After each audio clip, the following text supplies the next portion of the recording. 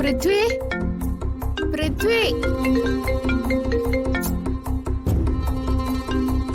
Call എടുത്തിട്ട് പൃഥ്വി വാഷ്റൂമിലാണെന്ന് പറയാം.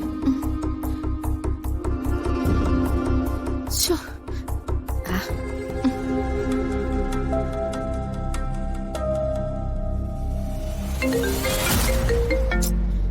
ശ്ശേ.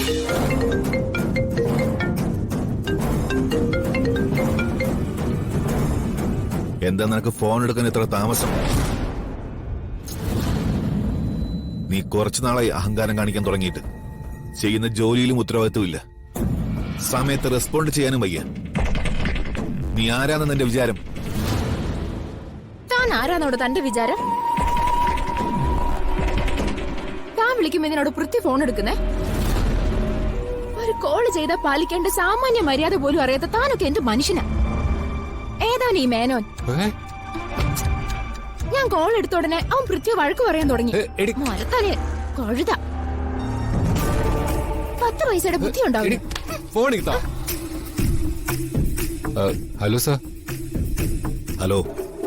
സോറി, ഞാൻ വാഷ്റൂമിലായിരുന്നു. വൈഫാ ഫോൺ എടുത്തത്. എനിക്ക് മനസ്സിലായി. ഇതൊക്കെയാണ് നിന്നോടൊക്കെ കല്യാണം കഴിക്കരുതെന്ന് ഞാൻ പറയുന്നത്. ഇതൊക്കെ വലിയ തലവേദനയാണെന്നേ. ജോലിയിൽ കോൺസെൻട്രേറ്റ് ചെയ്യാനും പറ്റില്ല. പിന്നെ ഇന്ന് നേരിട്ടൊന്ന് കാണണം. പുതിയ ഡീലിന്റെ കാര്യം സംസാരിക്കാനാ. ഞാൻ വന്നോളാം സാർ. ശരി, എപ്പോ എവിടെ വരണമെന്ന് ഞാൻ അറിയിക്കാം. ശരി. ഫോൺ ഭാര്യയുടെ കൈ കൊടുത്തിട്ട് എവിടെയെങ്കിലും വായി നോക്കി നടക്കരുത്. ഇല്ല സാർ. പിന്നെ അവളോട് മര്യാദയ്ക്ക് സംസാരിക്കാൻ പറയണം. ഞാൻ ആരാണെന്ന് നമുക്ക് അറിയില്ല. കൊന്ന് കടലിലെ മീനുകൾക്ക് എറിഞ്ഞു കൊടുക്കും ഞാൻ. ഇല്ല, കുഴപ്പമില്ല, ഞാൻ സംസാരിച്ചോളാം. നീ എങ്ങനെ ഇതിനെയൊക്കെ സഹിക്കുന്നടാ? ശരി സാർ.